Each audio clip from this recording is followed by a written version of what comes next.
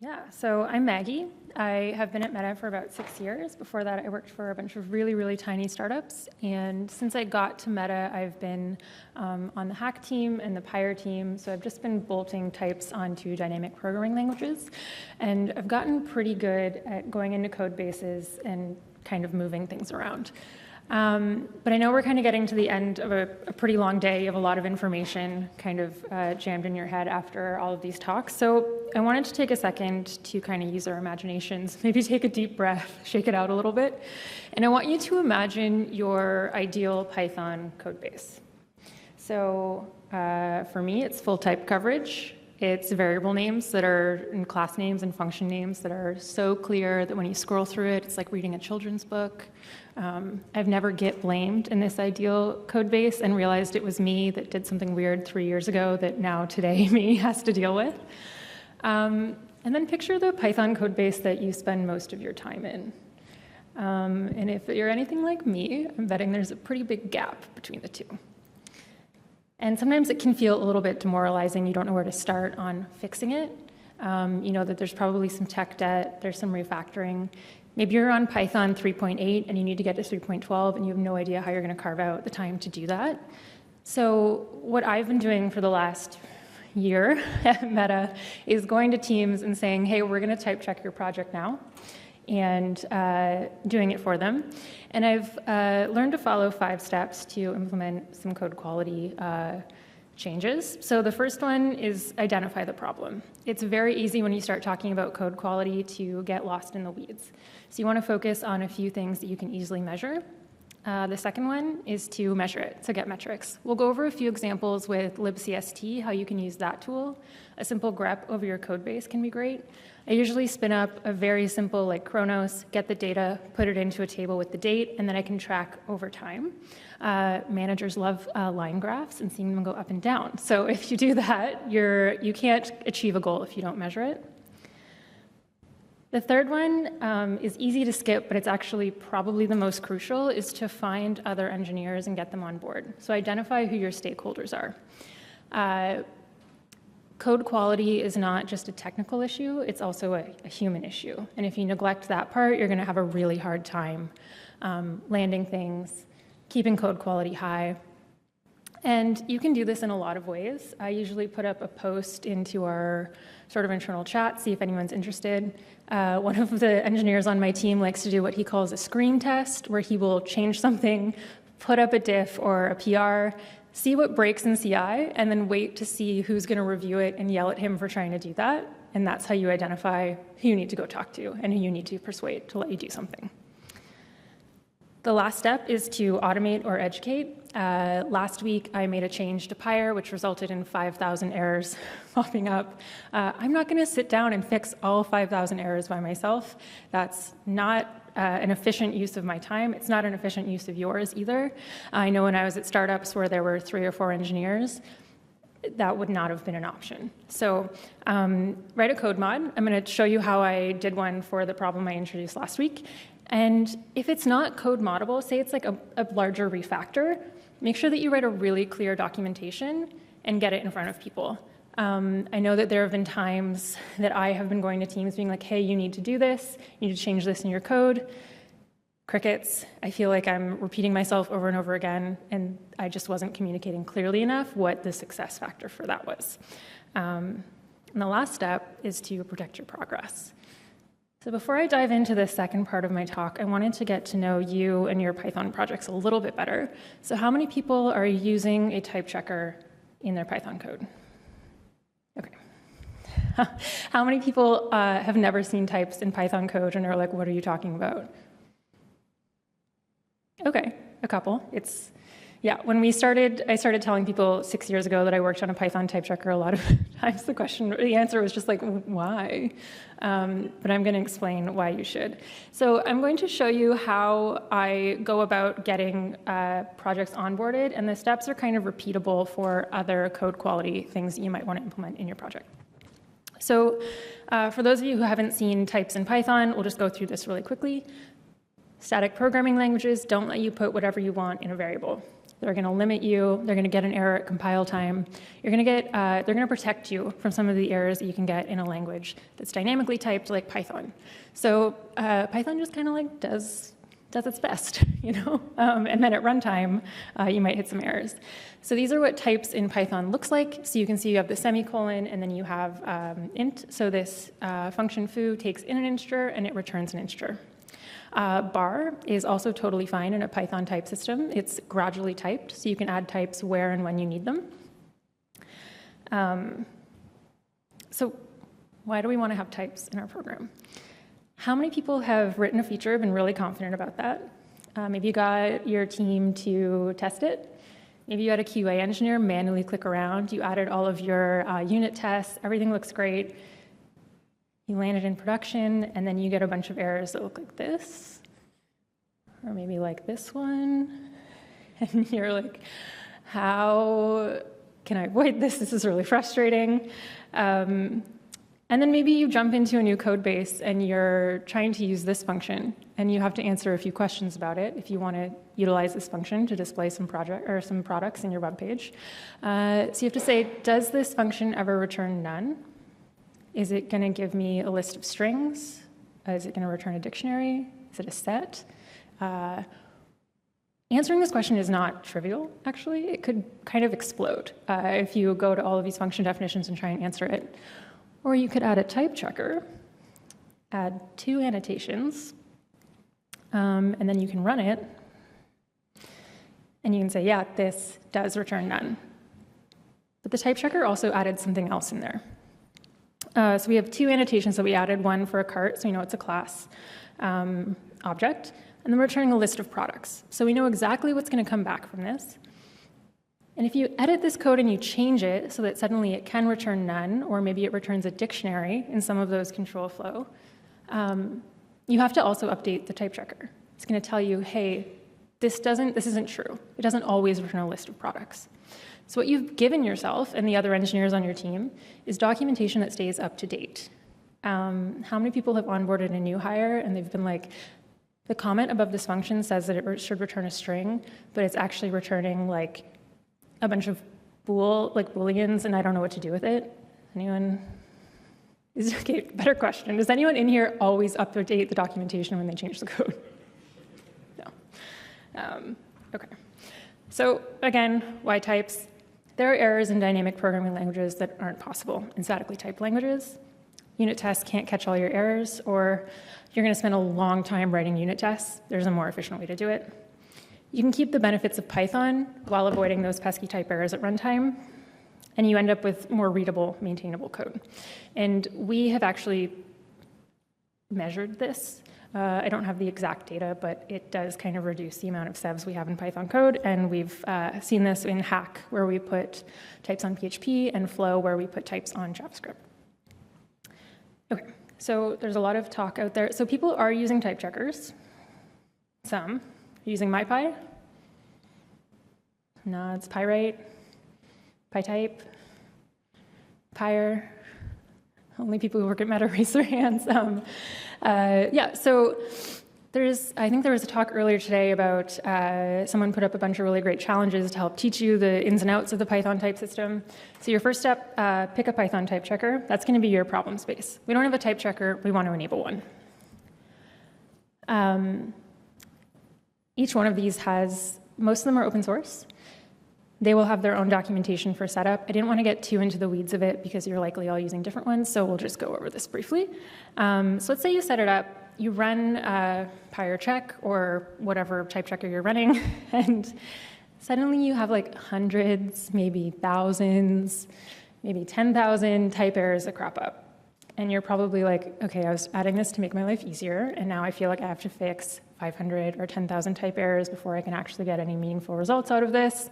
Don't worry, there's a feature in the Python type system where you can actually just ignore them. And you can do this automatically. But what this does is gives you a nice clean run. So you can add it to CI. It's not going to block anyone. People aren't going to be super annoyed unless they introduce a new type error. You come back and you drive this down over time. The Pyre type checker, and I think some of the other ones, I think Pyre definitely has custom, we call them fix me's or error suppression comments. So if you see those, it's doing the same thing. It's just saying, I know there's an error here. I'm going to come back and fix it later, but for now, we're just going to ignore it. And this is how we silence all of the errors with Pyre. There's probably equivalent tools for other ones, but they are super, super helpful. Also helpful when you're doing an upgrade for your type checker version. It's probably going to have some errors that are a little bit different. Okay, so if you want to get started with types, enable a type checker, follow the GitHub open source directions, silence your resulting errors, and then come back and drive down those error suppressions over time. So I said earlier that one of the main steps of making any change, especially a large-scale change in a code base, is gathering metrics. This is open source. It's what I use at Meta to make sure that we're on the right track when it comes to type quality. So you run Pyre statistics and the path to a project, and then you're going to get all of this data about what mode it's running in, how many error suppressions there are, how many of your functions have return annotations, that kind of stuff. So you can pick one and track it over time. The other thing I said earlier is automate or educate. So one, you're probably going to have to get your engineers on board and learn a little bit about the Python type system. And then you can also automate adding types to your project. So PyRinfer does this, monkey type, PyAnnotate. There are tools out there that will help you get started with that. Okay, the last step was to protect your progress. How many people have made a big code quality push, done something great in their code base? Maybe you're like trying to move from an old API to a new one, and then you notice that the usage of the old one is slowly starting to creep back up. And you're like, I did all of this work. People are copying and pasting code all the time. So you do have to like actively protect the progress that you've made. Sometimes team call this stopping the bleed, but I just call that protect your progress because it's a little less gross. Okay, so how we do that with types is by using a more strict mode. So Pyre strict will actually error when you don't have parameter or return annotations. So again, function bar, all good, no errors. Function foo, there's nothing actually wrong with it. If you ran this code, it's still going to work the same, but we're going to give you an error if you don't have an annotation. This works great because if someone wants to add new code to a strict module, they have to add annotations or they're going to get errors. You also can't add any as an annotation. It's like that any in the Python type system is kind of like an escape hatch. You kind of want to get rid of them eventually. Sometimes they're necessary evil, but Pyre strict is like, can't do it. So this is just an example of how adding your annotations in are going to reveal more type hints into your code. So you might find that as you annotate more type errors are going to pop up, and you're going to have to clean those up as well. Okay, so if you want to end up with a fully typed code base, this is the order I recommend goaling on. So if you're starting with your metrics, first you want to get your return annotations up. So this is, of course, after you've enabled it. Try and get as many files strict as possible as early as possible, and then set that to the default for new files. Next, you're going to work on removing error suppressions. And the last step is getting rid of explicit any annotations. To be honest, the only project I work with right now is Instagram, and they're the only one I know of who's even close to number 4. So if you're stuck on 1 and 2 for a long time, the type checker is still going to give you meaningful results. It doesn't mean you're not making progress. Okay, Codemods. So I said earlier, I don't want to sit down and fix other people's code for that long. What I like to do is write a little bit of code, have it change a ton of code, and then ship a lot of diffs and make lines in, graphs go down. So this is kind of a silly example. Again, it's not super harmful, but the annotations within the enum in the assignments are redundant. You kind of don't need them, and Pyre doesn't like it. Other type checkers will error on it. So last week, for whatever reason, a bunch of these errors popped up. I think we did an upgrade that started catching this error, and there was like 5,000 in the code base, and I was not keen on going around and removing all of them manually. You probably aren't either. So this is our goal. So when you're writing a code mod, good to have your good or your bad example, what you want to turn it into. It's a great place to start. Again, get your metrics. Go out there and measure how many of these annotations you have. Pyre statistics will give you the error codes themselves. So in Pyre, each type error has a unique code. So you can just look in the data that you're going to already gathering in this example and say how many are out there. Okay, so these two tools I use all the time. They're both open source. They're really, really, really fantastic. libcst lets you kind of traverse Python AST. Does everyone in here know what an AST is? Does anyone have no idea what an AST is? Okay, cool. My first task at Meta was to go fix something in the hack AST, and I was like, okay, I just got to go Google for a little bit. I have no idea what you're talking about. Basically, when you parse Python code into kind of something that the computer can run, it'll end up in a abstract syntax tree. So everything ends up as a node in this tree. libcst has really great documentation, so if you're still a little bit confused, we're going to walk through an example, but I would recommend just go like poking around, seeing what you can do with it. And Fixit 2 is a really great tool to help you write your own lint rules. So both are well documented and fairly straightforward. So to write a code mod, again, I want to just remove annotations from my enum. They have a visitor-based code mod command that you can simply inherit from. So that's all I've done here. Again, we just want to remove those annotations in the body. So these lines here, red string, yeah, this is a questionable example for you guys. Sorry, you get it. You're smart people. You know what I'm talking about. We just want to remove this piece. So this is an assign. It's an annotated assign. So in the node, what we're going to do is say, okay, libcst, go to the annotated assignment in my tree, and I just want to turn it into a normal assignment. So already, just from the type annotations that I've added to this code, we can see what we're going to do.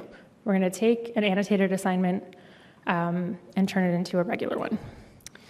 This is all the code you need. And the last step, you're probably thinking this code is going to take any annotated variable assignment and remove it. That's not what we want.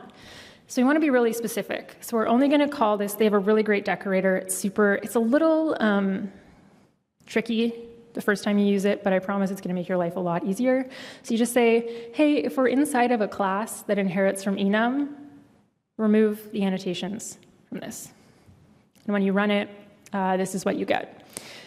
So what I do is basically run the code mod, run Pyre over top of it. That will remove the fix me's, and I'm done. I don't have to sit there and fix 5,000 examples.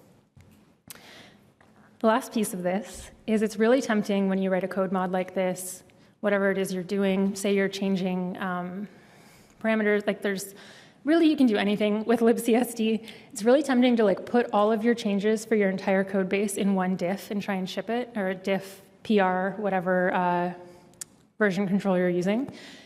There are a lot of reasons why that's going to be a major headache. Has anyone tried to ship like a huge change before? What happened? Laughter. Merge conflicts. The most frustrating, sometimes you do get it across the finish line. You're like, yes, I did it in one. It was so fast. That was so easy. Every time I've done that, I've gotten a message from someone that's like, hey, your diff broke something. And I'm like, no, it's a 2-line fix. Let me just give you the 2-line fix. And they're like, I already reverted it.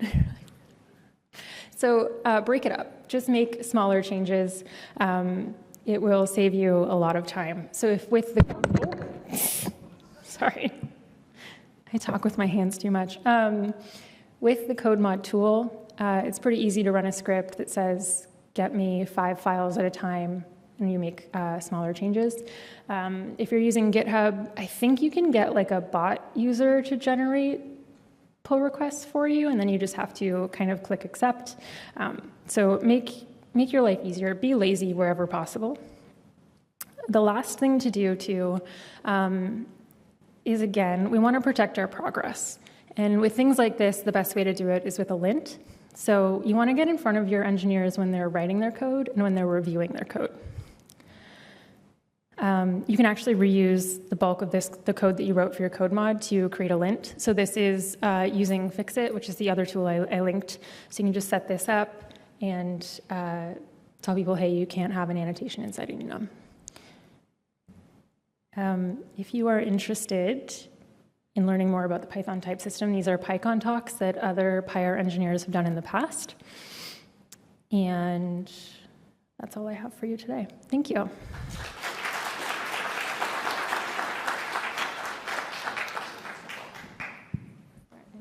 Questions? Questions? There we go. Thank you. That was a really interesting talk. So like the suggestion was go and like suppress all the errors once you move into the type system. Mm-hmm. What's next? Like, do you have like a general way that you like tackle that first of like, we're going to start unsuppressing the errors and fixing things, or is it, it depends?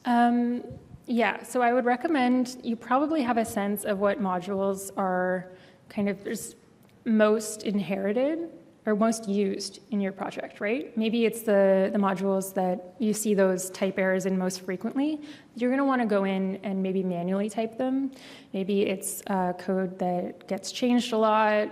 It's frustrating. I'm guessing you have a sense of what the problematic code in your project is. Start there. And then it kind of, once you type those main modules, you're gonna see more type errors kind of branch out and go after it that way.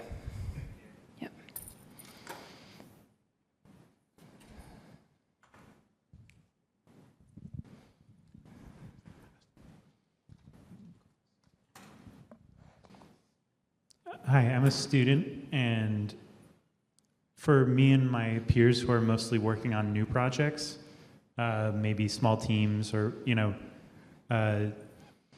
what would you recommend in terms of like best practices for both like preparing for industry, but also like our own projects? Do you think like there's probably some early point where typing is too much for very beginners, but people in their second, third, fourth year? What's the best approach? So I think there are certain cohorts of Python developers who are like, I don't want types. I am just prototyping code and throwing it away. There's also people at Meta who set up Pyre just for a simple script that they're going to run a few times. So because I personally believe it functions as documentation, I don't think it's ever too early to introduce types. Maybe not like someone who's never seen Python before, but I mean, people learn static programming languages as their initial entry into programming in general. So I don't think the concept of adding a type is too difficult for a beginner. But yeah, if you want your project to kind of be around for a while, I would probably use types. Just thinking back on little things that I wrote kind of when I was getting started, it would be helpful going back, being like, what was I doing here? And I think types usually make that a little bit clearer. But yeah, it's also a personal preference too. Yeah. That talk was fantastic. Thank you very much. I apologize because this is a question aimed at you as a type expert and less at your talk, but how built out do you think the type annotation language is? It's felt, at least to me, that we've had a few versions where things have been tried and now there are a few different ways of doing things. Do you think there's a lot more development in the annotation language, or is it starting to settle down? I think right now they are working on kind of solidifying it a bit. There are some gaps in the typing spec, so that you'll see some differences between type checkers and how they handle them. But I think it is quite mature. I mean, has been used by us. Instagram uses it extensively. Every single function in our Instagram code base has a return type. Are there areas where we could make it a little more ergonomic? Or I think people talk about tensor types a lot. So I think there's a lot to develop and a lot to improve. But I think it's pretty mature at this point. Thank you. Yep.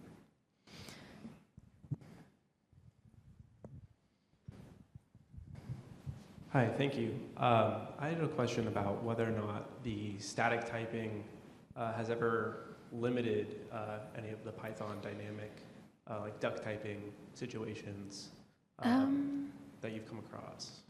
Yes and no. I know that the more types we added to Instagram, the more generated code we ended up with. I don't know if that's a direct causation or just a correlation. The other thing is that you do have the any annotation. Decorators are hard for us to type check sometimes because a lot of people will just like it's hard to find. You're not like clicking on a function, go to def to see what it returns, and then seeing that it's actually coming, like decorators just kind of throw things off. But I can't think of a major example where it's like, oh, we can't use types because we're doing this type of code. You can usually get some benefit out of it. Again, it is a gradual type system, so you can get meaningful signal from it without having everything with an annotation. So that's kind of how we've used it, I guess. Thank you. Yep.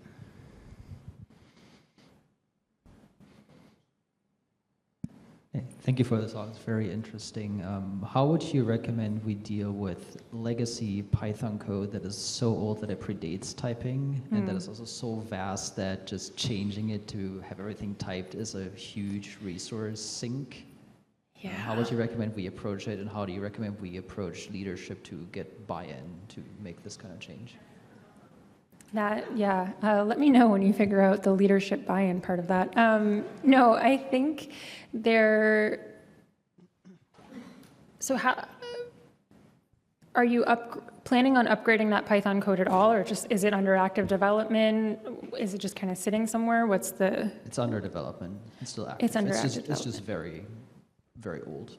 Yeah, so I think that you can still use tools like libcsd. I know that there is, I would probably say like try and upgrade the Python version if it's really old. That's not really the point. It just has a long history. When it has a long history and thus doesn't have typing, because it is also so big that just adding typing to everything would just take a really, really long time. Yeah, so in that case, if it's still under active development and you're adding more code, you can set up a type checker to like ignore the old stuff and only type check the new stuff.